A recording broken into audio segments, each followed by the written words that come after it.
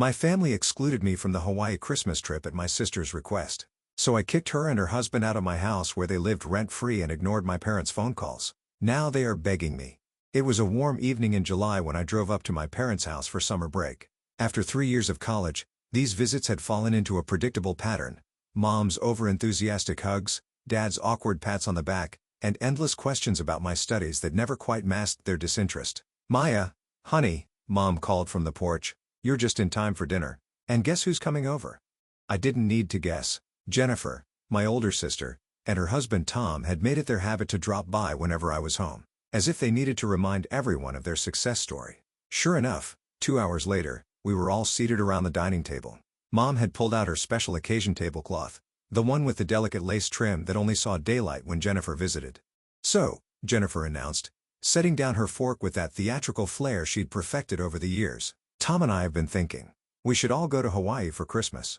Mom literally clapped her hands like an excited schoolgirl. "Oh, that would be wonderful." Dad beamed with pride. "What a fantastic idea, sweetheart." Then Jennifer turned to me, that familiar mocking smile playing on her lips. "Maya, do you think you can afford it? Or should Big Sister help you out?" I felt my cheeks burn but kept my voice steady. "I can manage my own expenses, thanks." "Are you sure?" Jennifer raised an eyebrow. "Because we're looking at about $3,000 per person for flights and hotel." I almost choked on my water. $3,000. That was more than all my savings combined, and I was only making minimum wage at my part-time jobs. But I'd rather eat ramen for the next 6 months than accept Jennifer's charity. "I said I'll manage," I repeated firmly. Jennifer shrugged and turned back to our parents. "Well, anyway, the restaurant is doing amazing. We just hired a new sous chef from Italy. Can you believe it? Authentic Italian cuisine right here in our town. You're so entrepreneurial, dear," Mom gushed. "Maya, you should really take notes from your sister about business sense." "Yes, Maya," Jennifer chimed in. "Maybe you could even work for me someday." Sitting at that dinner table, watching my parents fawn over Jennifer's Hawaii plans, I felt like I was 10 again. Nothing had changed. The same eager nods from Mom, the same proud smile on Dad's face, the same feeling of being invisible. Jennifer was still their golden child, just as she'd been since we were kids. 5 years between us might as well have been 50 for all the difference it made in how our parents saw us. They never said it outright, but their actions spoke volumes. Jennifer was the one they believed in, the one they were sure would make something of herself. "Hey, remember when Jennifer won the school business competition in 10th grade? Dad would often reminisce. We knew right then she had that entrepreneurial spirit. The funny thing is they weren't cruel about it. They never deliberately hurt me or put me down. They just forgot I was there sometimes. Like I was a background character in the Jennifer show. They'd remember to ask about my grades or if I needed anything, but their eyes would always drift back to Jennifer, waiting for her next achievement to celebrate. Thank God for Grandpa Joe. He lived in that big old house, the one with the wraparound porch and the creaky swing. He was the only one who seemed to have enough love for both of us. A successful businessman himself, he'd promised early on to pay for both our college educations. When Jennifer left for college, I was 13 at the time. I thought things would change. Finally, I'd get my chance to be the daughter in the spotlight. Boy, was I wrong? Jennifer just called. Mom would burst into my room, practically vibrating with excitement. "She's joined the debate team. We should drive up this weekend to see Jennifer." Dad would suggest a breakfast. "We can take her some money for expenses." They'd spend hours on Skype with her, the laptop perched on the kitchen counter while they cooked dinner, Jennifer's voice filling our house even in her absence. Meanwhile, I'd slip out the back door and head to Grandpa's house. Those afternoons at Grandpa's became my sanctuary. We had our own little routine that felt more like home than my actual home ever did. We'd settle into his worn leather couch, a tub of mint chocolate chip ice cream between us, and watch old movies on his ancient TV. "You know what's great about Casablanca, Maya?" he'd say, pausing the movie. "It's not about the obvious hero. It's about the quiet one who does the right thing when nobody's watching."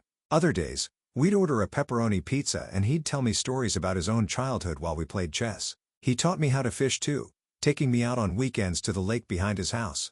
"The thing about fishing," he'd say as he helped me bait my hook, "is that the best fish aren't always the ones making the biggest splash.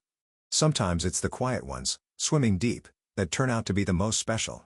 I'd sit there in his little fishing boat, watching the sunlight sparkle on the water, and feel like maybe, just maybe, I didn't need to be the favorite to be loved. Grandpa had a way of making me feel seen without making a big production out of it. "Want to watch Roman Holiday again?" he'd ask after a long day of fishing. "I bought those chocolate cookies you like." Those moments weren't grand or flashy like Jennifer's achievements. They were quiet, simple, and real.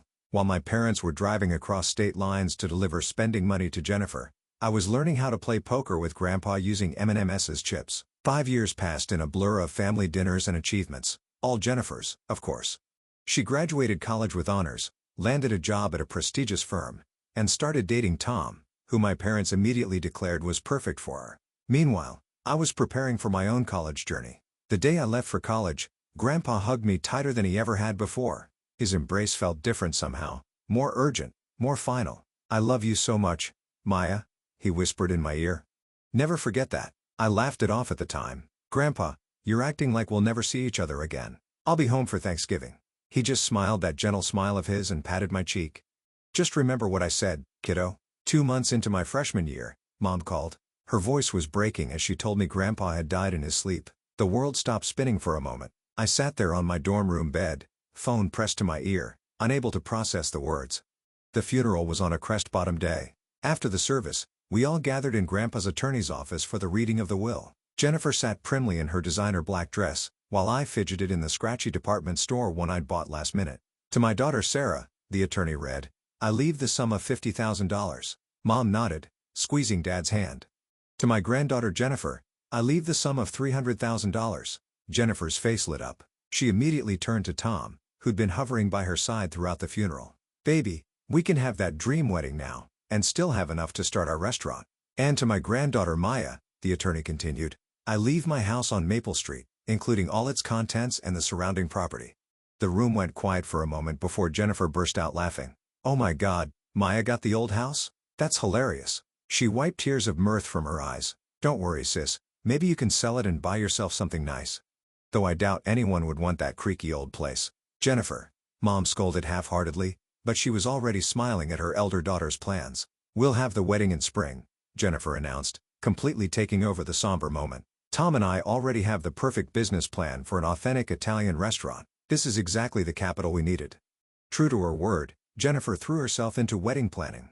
It was a spectacular affair: white doves, ice sculptures, a 5-tier cake, and what felt like half the town in attendance. I stood next to her in a bridesmaid dress she'd chosen, watching her marry Tom in what Mom called the social event of the season. Before the honeymoon tan had even faded, Jennifer and Tom opened their restaurant. They called it Bella Vita, Beautiful Life.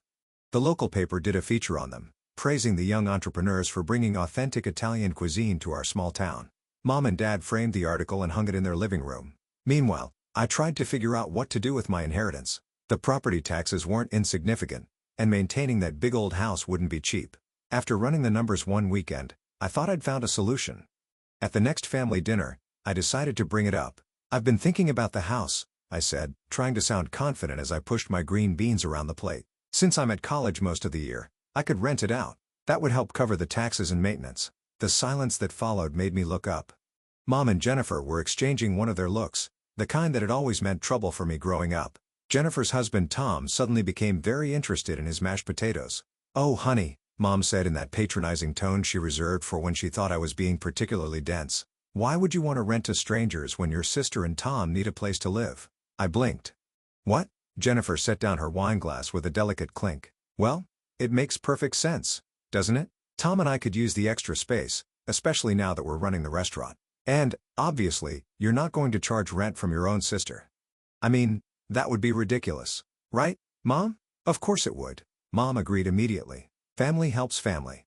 And just like that, they turned back to their previous conversation about the restaurant's new wine list. Dad nodded along. Jennifer gestured animatedly about some expensive Chianti she'd imported, and Tom finally looked up from his potatoes to join in. I sat there, forks suspended halfway to my mouth, as the reality of what had just happened sank in. I could protest, of course. I could point out that it was my house, my inheritance, my decision. I could remind them that Jennifer and Tom had just gotten a huge sum of money from Grandpa's will, while I got, well, apparently nothing now. But I knew it wouldn't make any difference. They'd look at me with that mixture of disappointment and annoyance they always did when I didn't go along with their plans. Mom would sigh and remind me about family loyalty.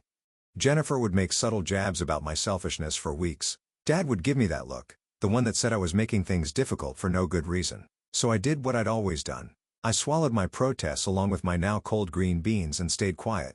The next weekend, Jennifer and Tom moved into my house. She sent me pictures of how they were updating the place. Grandpa's old leather chair replaced by some modern monstrosity. His beloved fishing photos taken down to make room for framed reviews of their restaurant. While I studied for midterms in my cramped dorm room, my sister and her husband lived rent-free in my house. Every time I came home for breaks, I had to ask permission to visit what was legally my own property. Let's get back to the present. After that summer dinner, I threw myself into work with renewed determination. Between morning shifts at the campus cafe and evening hours at the study library, I barely had time to breathe.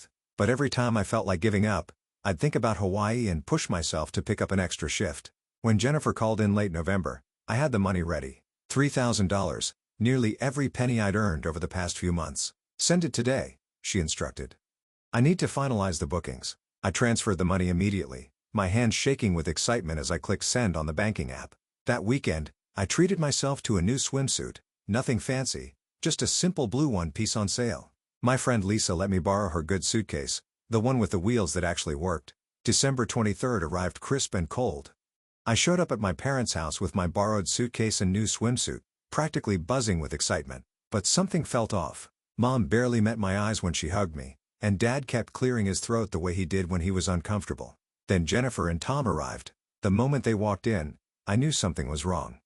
Jennifer had that look on her face, the same one she'd worn when she told me she'd be living in my house rent-free. Mom and Jennifer exchanged glances that made my stomach twist. We sat down to dinner, and for a few minutes there was only the sound of forks against plates. Then Jennifer set down her wineglass and cleared her throat. "We need to discuss something," she announced. "The restaurant, well, we've hit a rough patch. The numbers aren't what we projected." Mom reached over and squeezed her hand supportively. I noticed she already knew what was coming. "We've had to make some tough decisions," Jennifer continued, her voice dripping with fake regret. "We've had to cut some expenses, including our contribution to the Hawaii trip budget." My fork froze halfway to my mouth. "So," she went on, gesturing between herself, Tom, and our parents, "we've all discussed it, and we think the best solution is for Maya to sit this one out." The room started spinning. "But I already paid my share," I managed to say. "Yes, well," Jennifer smiled, that condescending smile I knew so well, "that money will help cover the rest of our expenses. We couldn't possibly cancel on everyone, and Tom and I never even had a proper honeymoon because we went straight into the restaurant business." I looked at Mom and Dad, waiting for them to say something, to object to this insanity. But they just sat there, Mom still patting Jennifer's hand, Dad studying his plate as if it held the secrets of the universe. "I paid my share," I said again, my voice shaking. $3,000. That was all my savings. "Maya," Mom snapped, her tone sharp enough to make me flinch. "Family helps family. Jennifer and Tom are going through a difficult time with the restaurant. The least you can do is be understanding."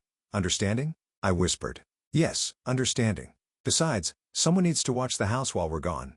Mom turned back to Jennifer. "Now, about the hotel arrangements." I stood up so abruptly my chair scraped against the floor. Nobody even looked up. I climbed the stairs to my old bedroom, the sounds of their cheerful conversation floating up behind me. They continued chatting and laughing as if they hadn't just stolen my money and crushed my dreams. Lying in my childhood bed that night, staring at the glow-in-the-dark stars Grandpa had helped me stick on the ceiling years ago, I made my decision. The next morning, I played my part perfectly. I stood on the front porch, smiling and waving as they loaded their luggage into 2 waiting taxis. "Don't forget to water Mom's plants," Jennifer called out, adjusting her designer sunglasses. "And check the mail every day," Mom added. "Don't worry about a thing," I assured them, still smiling. Jennifer leaned out the taxi window. "I'll send you lots of photos. You know, so you won't feel left out." She laughed as if she'd just made the funniest joke. I kept waving until both taxis disappeared around the corner. Then I walked straight to my car and drove to Grandpa's house. My house. Tom and Jennifer's belongings were everywhere. Her clothes filled the closets Grandpa's suits once occupied. Their pretentious art hung where his fishing photos used to be. Their wedding photos sat on the mantel where Grandpa kept our chess set. I started in the master bedroom, pulling out suitcases and boxes, methodically packing everything. Designer clothes, expensive shoes, Tom's custom-made suits, all of it went into boxes and bags. I found their important documents in Grandpa's old study and packed those too. The moving company charged me triple their usual rate for Christmas Eve service. My next stop was a 24-hour locksmith. He also charged a holiday premium, but I didn't care. I watched with satisfaction as he changed every lock in my house. I drove back to campus, arriving just as my friends were starting their orphan Christmas celebration, our nickname for the holiday party we threw for students who couldn't or didn't want to go home. "Maya," Lisa exclaimed when I walked in. "I thought you'd be in Hawaii by now." "Change of plans," I said. accepting the cup of hot chocolate she offered. But you know what? I think I'm exactly where I need to be. For a week, my phone buzzed constantly with Jennifer's updates from Hawaii. Each notification felt like a deliberate jab to the ribs. Living our best life. Read the caption under a photo of Jennifer and Tom sipping cocktails on the beach. Making memories with the people who matter most, accompanied a sunset dinner picture. My Instagram feed became a showcase of their perfect Hawaiian vacation. Jennifer lounging by infinity pools, Mom and Dad smiling at luau's, Tom trying to surf. Every photo was carefully filtered and captioned with nauseating platitudes about family time and much-needed breaks from running a business. The worst was her post about knowing when to step back from work and enjoy life. That one came with a photo of all of them holding champagne glasses at a New Year's Eve party, paid for with my savings. Then, early on New Year's Day, my phone exploded. Maya, why are all of Jennifer's things in our living room? Mom, call me immediately. Dad, what the hell did you do with our stuff? Jennifer, the locks aren't working. Did you change them, Tom? I watched the messages roll in, my phone buzzing like an angry hornet. This is completely unacceptable. Call us now, Mom. If you don't bring the new keys right now, you'll regret this. Jennifer. Maya Elizabeth Parker. Answer your phone this instant. Dad. The messages kept coming, growing increasingly angry. Words like ungrateful, selfish, and spiteful filled my screen. Jennifer's texts became particularly colorful, peppered with accusations about betraying family and ruining their lives. How dare you throw your own sister out on the street, after everything we've done for you? Mom, you're just jealous because we got to go to Hawaii and you didn't. Jennifer, this is the most selfish thing you've ever done. Dad. My phone showed 47 missed calls and over 100 messages by mid-morning. I read each one, letting their words wash over me without response. With each angry message, I felt lighter, freer. They could rage and threaten all they wanted. I wasn't that compliant little girl anymore. I put my phone on silent and went to get breakfast with my friends, leaving their messages unread and their calls unanswered. For the first time in my life, I didn't feel compelled to explain or justify myself to them. By evening, my phone showed over 200 missed calls. The constant buzzing had become white noise, but when Mom's name flashed across my screen for the 201st time, I finally answered. How dare you? Mom's voice exploded through the speaker before I could even say hello. Do you have any idea what you've put your sister through? Maya, Dad's voice joined in from another extension. This behavior is completely unacceptable. I sat cross-legged on my dorm room bed, surprisingly calm. Is it like taking my $3,000 and going to Hawaii without me was acceptable? That was different. Mom spluttered. The restaurant. No. I cut her off, my voice steady. Let me talk. For once in my life, just let me talk. Amazingly, they fell silent. You took my money I worked double shifts to earn. You let Jennifer and Tom live in my house rent-free while they ran their restaurant. You've always treated me like I was nothing compared to Jennifer. Always. That's not, Dad started. Remember my high school graduation? You left early because Jennifer called about a job interview. My college acceptance letter? You barely looked at it because Jennifer had just started dating Tom. Every achievement, every milestone in my life has been overshadowed by Jennifer's latest whatever. The words poured out of me, years of hurt and resentment finally finding their voice. And then Hawaii. You didn't just take my money, you laughed about it. Jennifer sent me mocking photos. Do you have any idea how that felt? To know my own family could be so cruel? The silence on the other end stretched out. Finally, Mom spoke, her voice softer but still defensive. Maya, you have to understand. Jennifer and Tom are really struggling with the restaurant. They need help. And I needed parents who cared about me as much as they cared about Jennifer. I needed a sister who didn't treat me like a doormat. I needed a family who saw me as more than just Jennifer's backup plan. But where will they live? Mom's voice cracked. They can live with you, just like they are now. Or they can rent an apartment like normal adults. My house isn't their safety net anymore. And starting next month, I'm renting it out to actual paying tenants. You can't, Mom began. I can, and I will. I've already talked to a property management company. The lease is being drawn up. I hung up before they could respond. 30 minutes later, my phone lit up with messages from Jennifer. You vindictive witch, read the first one. You've ruined everything. I hope you're happy now that you've destroyed our lives. Each message was nastier than the last, a stream of vitriol that would have devastated me a year ago. Now, I just turned off my phone and went to sleep. That was a year ago. I'm in my senior year now, and I haven't spoken to any of them since. Through the family grapevine, I hear things. The restaurant finally went under completely. Jennifer and Tom are still living with our parents, supposedly regrouping before their next venture. Meanwhile, the property management company I hired found excellent tenants for Grandpa's house. The rent they pay covers taxes, with enough left over to build a decent savings account. I'm careful with the money. I think Grandpa would be proud of that. Sometimes, usually late at night when I can't sleep, I wonder if we'll ever reconcile. If Mom will ever understand why I did what I did. If Jennifer will ever see me as an equal rather than a convenience. If Dad will ever stand up for me the way he always stood up for her. But then I remember that day in Hawaii when they were all drinking champagne with my money, and I realized something: I don't need their understanding anymore.